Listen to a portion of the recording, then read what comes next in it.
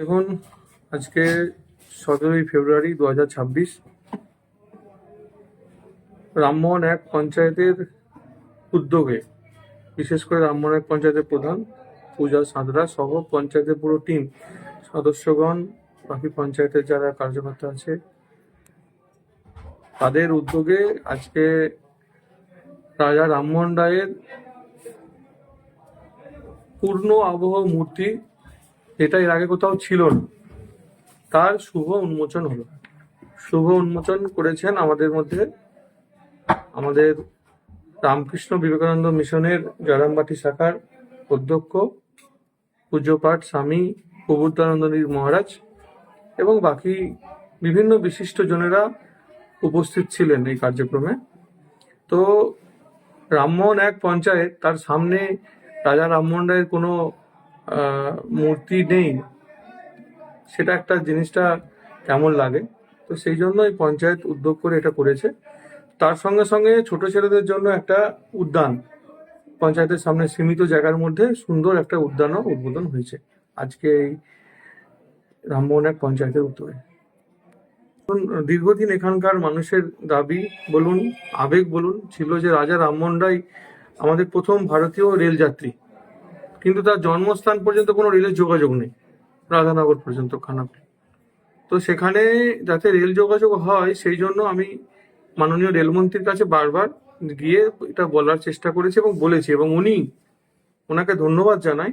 উনি এই যে আমাদের যে প্রস্তাব, এখানকার মানুষের যে দাবি, সেটা উনি পুরোপুরিভাবে দেখে ভেবে নিয়েছেন। ভেবে সার্ভে করবার জন্য উনি 81 লক্ষ টাকা অ্যালটমেন্টও করে দিয়েছেন, আরামবাগ থেকে 27 কিলোমিটার রাধানগর পর্যন্ত।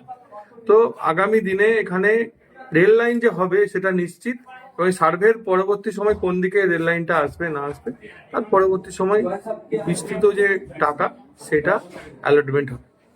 আরেকটা বিষয় যেটা দেখা যাচ্ছে, দেখুন, যবে থেকে খানাকুল পুরসুরার বিধায়ক বিজেপির হয়েছে, তবে থেকে এখানে রাজা রামমোহন রায়ের মেলা বন্ধ করে দিয়েছে। তো এবারে আমরা উদ্যোগ নিচ্ছি, এর মার্চে রাজা রামমোহন রায়ের যে মেলা, রামমোহন মেলা হতো, সেটা আমরা শুরু করব। তো সেটা ডেটটা আমরা এখনো ফাইনাল করিনি, খুব তাড়াতাড়ি ডেটও ফাইনাল করে ফেলবো। সেটা কদিনের হবে বা কোন ডেটে হবে সেটা আপনাদের কাছে নির্দিষ্ট সময় জানাবো। এছাড়া একটা বিষয় আপনাদের মিডিয়ার মাধ্যমে বলার আছে, যে আপনারা জানেন যে পুরসুরা এলাকার জঙ্গলপাড়া, ওখানকার নয়, পুরো পুরসুরার মানুষের দীর্ঘদিনে একটা দাবি ছিল জঙ্গলপাড়া একটা হল স্টেশনের জন্য। তকিপুর আছে, তালপুর আছে, কিন্তু মাঝে কোনো স্টেশন ছিল না।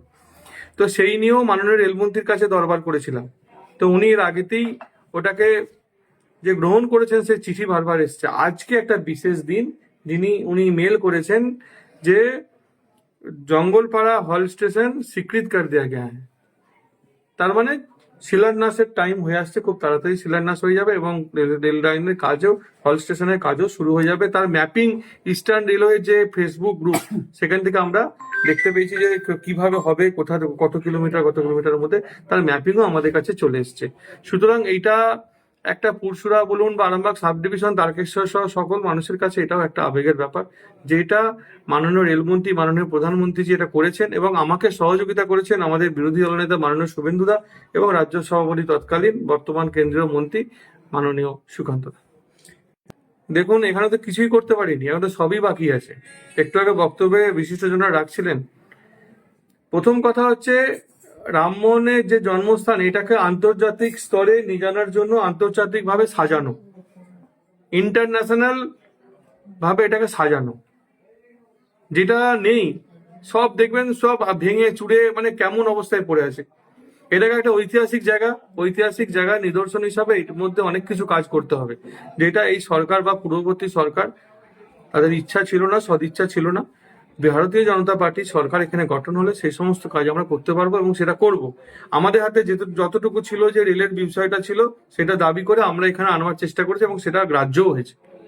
পরবর্তী সময় বিজেপি 2026-এর বিধানসভা নির্বাচনে সরকার গঠনের পর বিশেষ করে রামমোহন রায়ের যে এলাকা, এই এলাকাকে আমরা ঢেলে সাজাবো, এবং যাতে এখানে আন্তর্জাতিক স্তরে যে মানুষজন আসেন, তারা বারবার বলেন যে এখানে গিয়ে অবস্থা, তারা আক্ষেপ করেন, সেই আক্ষেপ যেন না থাকে। এখানকার মানুষের আর একটা বিষয়, যেটা হচ্ছে বন্যা, মূল বিষয়। সেই বন্যা এখানেতে এমন ভাবে একটু আগে একজন বিশিষ্টজন বলছিলেন এই বন্যা কিভাবে রোধ করা যায় তার জন্য প্ল্যানিং করবো, এরকম করে ওই টেম্পোরারি তিরপল দিয়ে খাবার দিয়ে বন্যা আটকানো যায় না। কিভাবে আটকানো যায় তার জন্য যে ঘাটাল মাস্টার প্ল্যান করবো বলেও করছে না, তো আমরা সেটা করবো। ও মূর্খ দল তো, আমরা তো মুখে বলি না, আমরা তথ্য দেখাই। রেলমন্ত্রীর চিঠি প্রকাশ করে দিয়েছি ফেসবুকে, আমার অফিসিয়াল ফেসবুক সাইজে আপনাদের কাছে দিয়ে দিয়েছি। আজকের যে চিঠি এটাও আমার কাছে মেলে আছে, আমি এখন এটা হার্ড কপি এখনো বের করিনি, আপনাদেরকে আমি বাই মেল আমি আপনাদেরকে এখন দেখিয়ে দিচ্ছি। এই দেখুন দেখুন,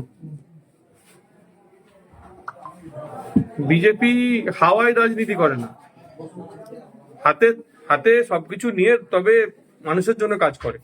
মিথ্যা কথা বিজেপি বলে না, তৃণমূল কংগ্রেস পারছে না, তাই ওই যে মাননীয় আমাদের রাজ্যের মুখ্যমন্ত্রী বারবার বলেন আরামবাগে রেল এনেছি, আমি আরামবাগে রেল এনেছি, তো উনি ভুলে গেছেন সে আরামবাগে যখন উনি রেল আনার কথা বলছেন উনি কোন সরকারের রেলমন্ত্রী ছিলেন।